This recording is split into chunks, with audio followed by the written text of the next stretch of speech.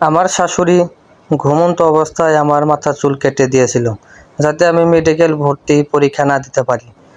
মেঝেতে পড়া থাকা এক গোছা কালো চুল যখন ভোরের আবছা আলোয় আমার চোখের সামনে ভেসে উঠল, বুকের ভেতরটা যেন মুহূর্তের জন্য স্তব্ধ হয়ে গেল। অবিশ্বাস্য চোখে আয়নার দিকে তাকালাম। মাথার এক পাশে চুলগুলো পিছলভাবে এত বড় বড় করে কাটা। বালিশের পাশে পড়ে আছে এক জগধরা কাশি। আমার সমস্ত শরীর কাঁপতে লাগলো। আজ আমার জীবনের সবচেয়ে বড় দিন, মেডিকেল ভর্তি পরীক্ষা। আর ঠিক এই দিনটার জন্যই কেউ একজন ঘুমন্ত অবস্থায় আমার মাথার চুল কেটে দিয়ে গেছে, যাতে আমি লজ্জায় অপমানে ঘর থেকে বের হতে না পারি। এর আগের বছরেরও ওনার চক্রান্তের কারণে আমি পরীক্ষাটা দিতে পারিনি, আর এবারও তিনি ঠিক একই পথ বেছে নিলেন। আমার শাশুড়ি ছিলেন সম্পূর্ণ অশিক্ষিত এক নারী। নিজে লেখাপড়া জানে না, সেটা কোনো অপরাধ ছিল না, কিন্তু শিক্ষার প্রতি ওনার যে তীব্র ঘৃণার আর হিংসা, সেটাই অপরাধের পর্যায়ে পড়ে। তিনি সবসময় পাড়ার লোকেদের কথায় উঠবোস করেন। সারাদিন ওনার কোনো কাজ নেই, পাড়ার 4-5টা সমসনা মহিলার সাথে বসে অন্যর গীবত করা, কুটনামি করা, আর কার ঘরের বউকে কীভাবে সাইজ করা যায়, এই নিয়েই ওনার 24 ঘন্টার গবেষণা। আর তাদের কুবিচিত্রেই কাজ, আর সাথে এই রকম দীর্ঘ সত্তাটুকু করতে পারলেন। আমাদের বিষয়টা হয়েছিল পারিবারিকভাবে। আর স্বামী ইফতারখানার ছোট এক কাপড়ের ব্যবসা করে, মোটামুটি ভালোই চলে। মানুষ হিসেবে ও মোটেও খারাপ নয়, আমাকে ভালোবেসে খেয়াল রাখে। কিন্তু ওর সবচেয়ে বড় দুর্বলতা হলো ওর মায়ের মুখের ওপর কোনো কথা বলতে পারে না। মায়ের কথা ও একদম ফেলতে পারে না। আর এই সুযোগটাই পুরোপুরি নেন আমার শাশুড়ি রাবেয়া বেগম। আমি যখন এই বাড়িতে বউ হয়ে আসি, তখন আমার কেবল এইচএসসি পরীক্ষা শেষ হয়েছে। রেজাল্ট ভালো ছিল, স্বপ্ন ছিল ডাক্তার হওয়ার। কিন্তু এই বাড়িতে পা রাখার পর থেকেই আমার সেই স্বপ্ন যেন এক অপরাধে পরিপূর্ণ হলো। শাশুড়ি স্পষ্ট কথা, আমাদের বংশে কোনো মেয়ে চাকরি বাকরি করে নাই। বউ থাকবে ঘরের লক্ষ্মী হয়ে, হাঁড়ি ঠেলবে। ডাক্তার হয়ে নাকি উনি পরপুরুষের গা ছুঁয়ে চিকিৎসা করবেন। এসব বেহায়াপনা আমার পরিবার চলবে না। গত বছরও আমি মেডিকেল ভর্তি পরীক্ষার জন্য দিনরাত এক করে প্রস্তুতি নিয়েছিলাম, কিন্তু পরীক্ষার ঠিক আগের দিন রাতে শাশুড়ি এক অভাবতীয় নাটক সাজান। হঠাৎ করেই উনি বুকে হাত দিয়ে মাটিতে পড়ে গেলেন। হৃদয় রোগে মারা যাচ্ছেন বলে এমন চিৎকার শুরু করলেন যে পুরো পাড়ার লোক জড়ো হয়ে গেল। সারা রাত ওনাকে নিয়ে হাসপাতালে দৌড়াদৌড়ি, ডাক্তার দেখানো আর ইসিজি করার পেছনে কেটে গেল। ডাক্তাররা বারবার বললে ওনার কোনো অসুস্থ নেই, গ্যাস্ট্রিকের সমস্যা মাত্র। কিন্তু ততক্ষণে সকাল 8টা বেজে গেছে। আমার পরীক্ষার কেন্দ্রে পৌঁছানোর আর কোনো উপায় ছিল না। সেদিন পরীক্ষা দিতে না পারার কষ্টে আমি ঘরের কোণে বসে কেঁদেছিলাম। আর রান্নাঘর থেকে ভেসে আসছিল শাশুড়ির পান চিবানোর শব্দ আর পড়ার এক খালার সাথে ফিসফিসানি। কেমন বুদ্ধিটা খাটাইলাম দেখলা, বইয়ের ডাক্তার হওয়ার ভূত এখানতে পারে নামাই দিছি। ইফতে খানকে যখন আমি পরে কেঁদে কেঁদে বলেছিলাম যে মা অভিনয় করেছিল, ও তখন চোখ নিচু করে বলেছিল, অন্যান্য মা তো অশিক্ষিত মানুষ, হুট করে ভয় পেয়ে গিয়েছিল। তুমি ওনাকে ভুল বুঝো না। সামনের বছর আবার পরীক্ষা দিও। মায়ের প্রতি অন্ধ ভক্তিতে তখনও দেখতে পাইনি ওর মায়ের ভেতরে কুৎসিত রূপটা। একটি বছর আমি নিজেকে সামলে নিয়েছিলাম, লুকিয়ে লুকিয়ে গভীরভাবে পড়াশোনা করছি।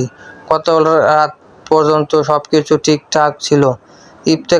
ইফতেখার বলেছিল সকালে আমি নিজে তোমাকে সেন্টারে দিয়ে আসবো। কিন্তু আজ ভেতরে কেটে নেওয়া চুলগুলোর দিকে তাকিয়ে আমার চোখের পানি শুকিয়ে কাঠ হয়ে গেল। কান্না নয়, এক তীব্র ক্ষোভ আর জেদ আমার সারা শরীর ছড়িয়ে পড়ল। ঠিক এই সময়ই রুমে ঢুকলো ইফতেখার। ওর হাতের চায়ের কাপ। আমার এই অবস্থা দেখে ওর হাত থেকে চায়ের কাপটা ফ্লোরে পড়ে ভেঙে চুরমার হয়ে গেল। এসব কি অন্যান্য? তোমার চুল কে কাটলো? ও কাঁপানো গলা জিজ্ঞেস করলো। আমি কোনো কথা না বলে সোজা হেঁটে বারান্দায় গেলাম। শাশুড়ি গরম শাস্তিতে জাতি দিয়ে সুপারি কাটছেন। ওনার ঠোঁটের কোণে একটা বিজয়ী হাসি। পেছন থেকে ইফতেখার ছুটে এসে বলল, মা, তুমি এই কাজটা করতে পারলে? আজ অনন্যার পরীক্ষা। রাবিয়া বেগম জাতিটা শব্দে মেঝেতে রেখে দিয়ে গেলেন। আমি করছি।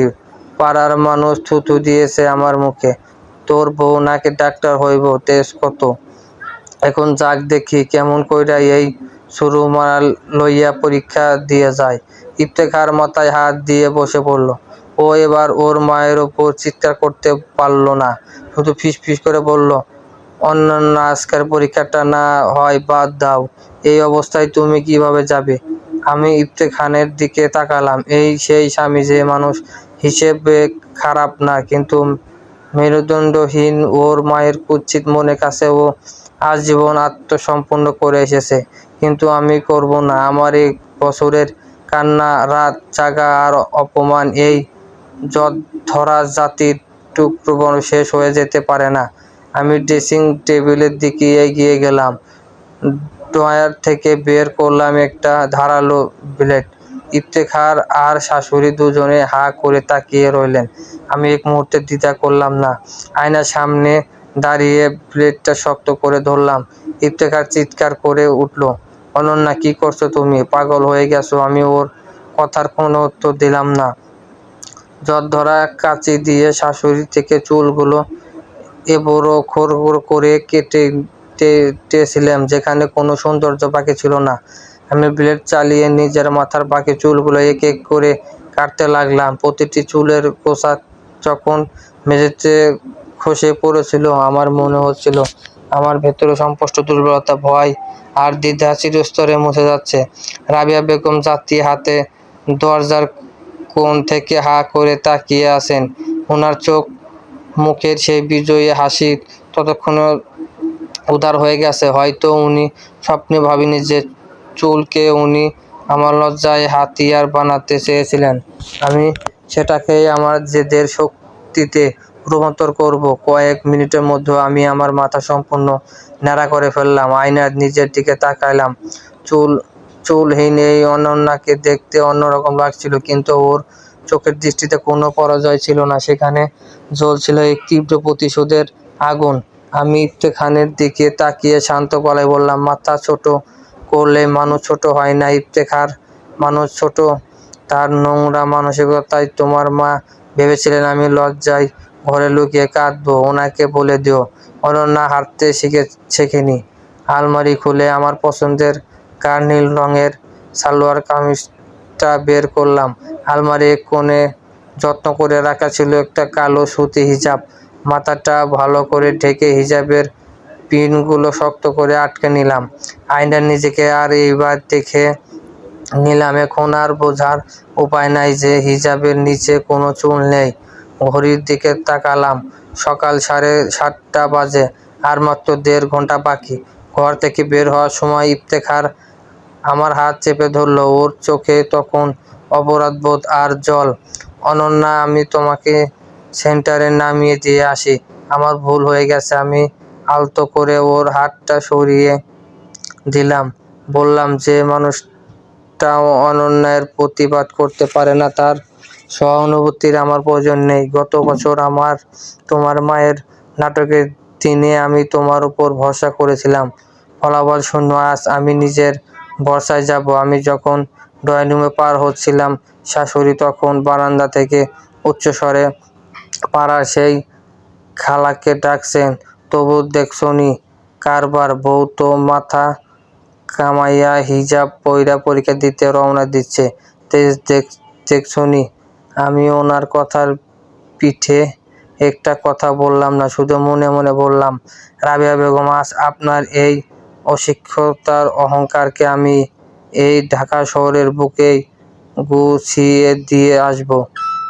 পরীক্ষা কেন্দ্রে যখন পৌঁছালাম, তখন চারিদিকে পরীক্ষার্থীরা আর অভিভাবকদের উপচে পড়া ভিড়, সবার চোখে মুখ, একটা চাপা উত্তেজনা, শেষ মুহূর্তে পড়া ঝাঁপিয়ে নেওয়ার ব্যস্ততা। হিজাব পরিহিত আমি যখন লাইনে দাঁড়ালাম, আমার বুকটা দুর্ভোগ কাঁপছিল, কিন্তু সেটা ভয়ের কাঁপন ছিল না, এটা ছিল 1 বছরের জমানো জেদ আর স্বপ্নের আগুন।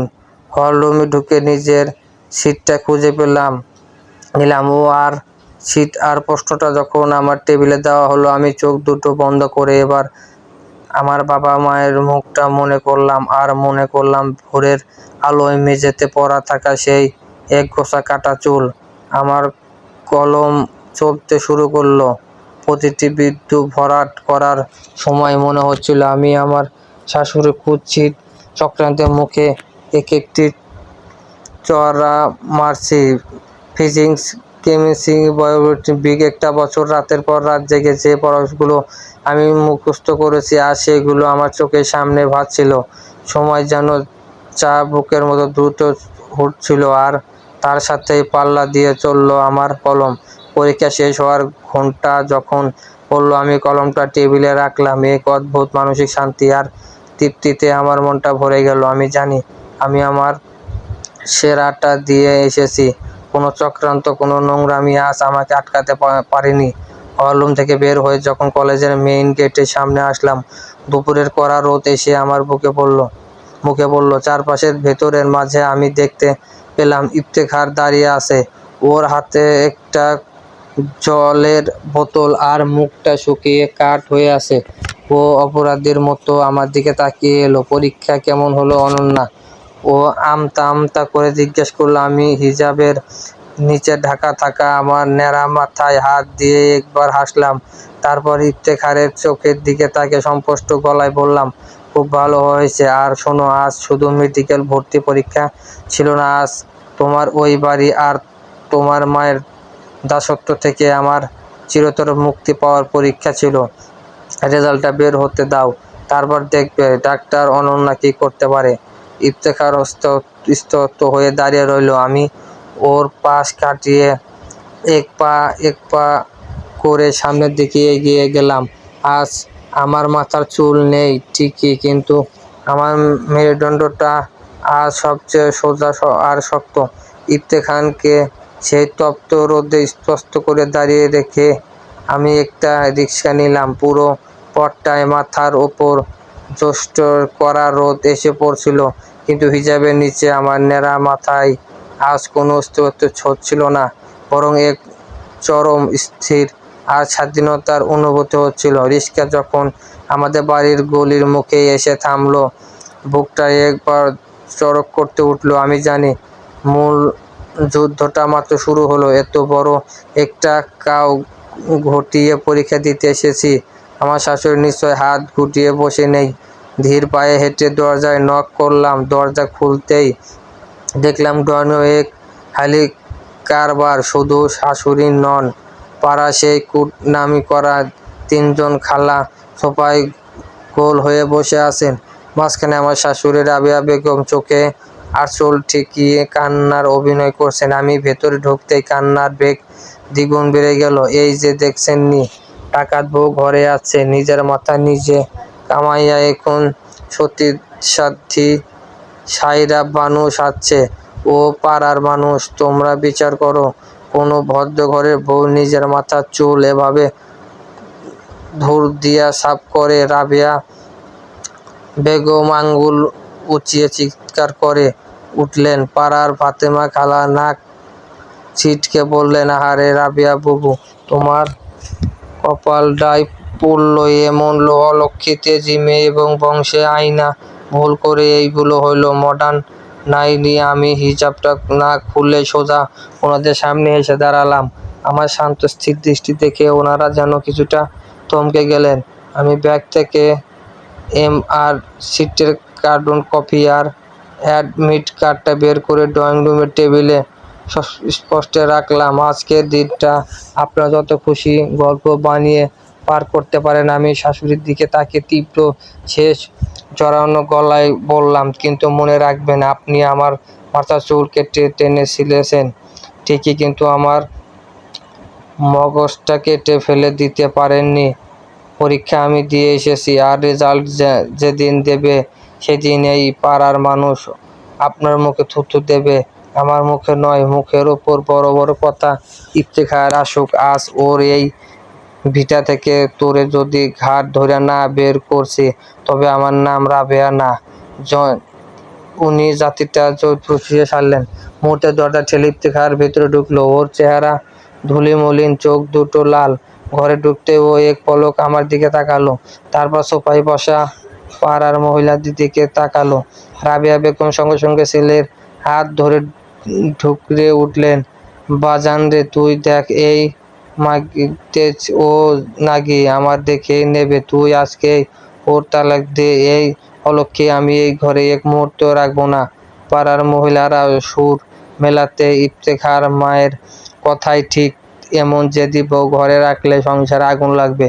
আমি কোনো কথা না বলে ইফতেখারের উত্তরের অপেক্ষা করতে লাগলাম। দেখতে চাইলাম আজ অন্তত এই চরম অপমানের ওর পুরুষত্ব আর মেরুদণ্ডতা জেগে ওঠে কি না। ইফতেখার কিছুক্ষণ চুপ করে রইল। ওর হাত দুটো কাঁপছিল। তারপর ও আস্তে করে মায়ের হাতটা ছেড়ে দিল।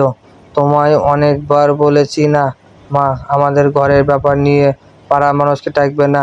ইফতেখারের গলা কাঁপছিল, তবে তাতে আজ অন্য দিনের চেয়ে কিছুটা জেদ ছিল। ও খালাদের দিকে তাকিয়ে বলল, আপনারা দয়া করে এখন আমাদের ঘর থেকে যান। এটা আমাদের স্বামী স্ত্রীর ব্যাপার। মহিলারা মুখ কালো করে বিড়বিড় করতে করতে বিদায় হলেন। তারা চলে যেতে রাবেয়া বেগম ফেটে পড়লেন, কি বলছিস তুই? মায়ের চেয়ে তোর ওই ন্যাড়া বউ বড় হলো, ও তোরে তাবিজ করছে রে বাজান। ও তোরে ভেড়া বানাইয়া ছাড়বে। আমি আর এক মুহূর্ত সেখানে দাঁড়ালাম না। সোজা নিজের বেডরুমে ঢুকে দরজা ভেতরে ঢুকে লক করে দিলাম।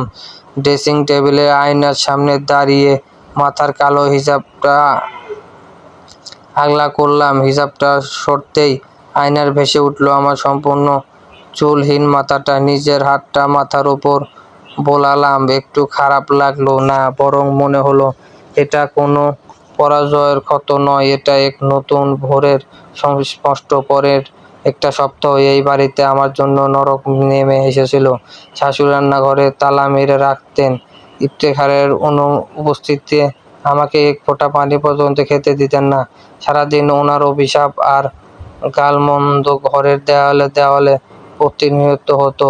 ইফতেখার বাইরে থেকে খাবার কিনে এনে লুকিয়ে আমার রুমে নিয়ে যেত। ও আমার সাথে কথা বলার চেষ্টা করত, কিন্তু আমি ওনার দিকে তাকাতাম না। যে স্বামী নিজের মায়ের এমন পৈশাচিক রূপ দেখেও তাকে একটা কড়া শাসন করতে পারে না, তার দেওয়া অন্ন বা ভালোবাসা কোনোটাই প্রতি আমার আর মোহ ছিল না।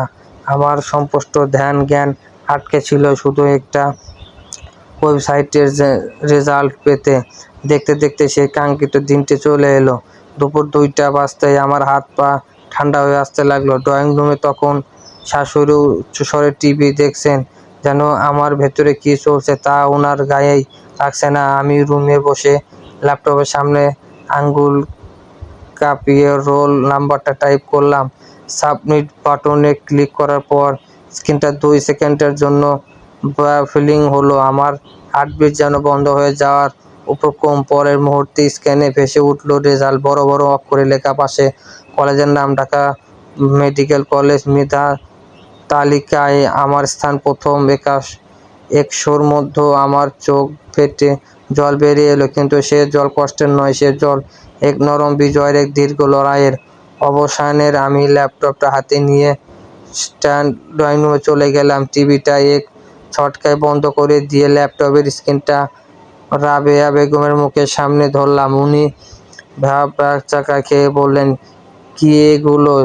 জিলিপির মতো ইংরেজি লেখা দেখাও কেন? এই জিলিপির মতো লেখাটার নাম সাকসেস রাবেয়া বেগম। আমি গর্বে উঠলাম।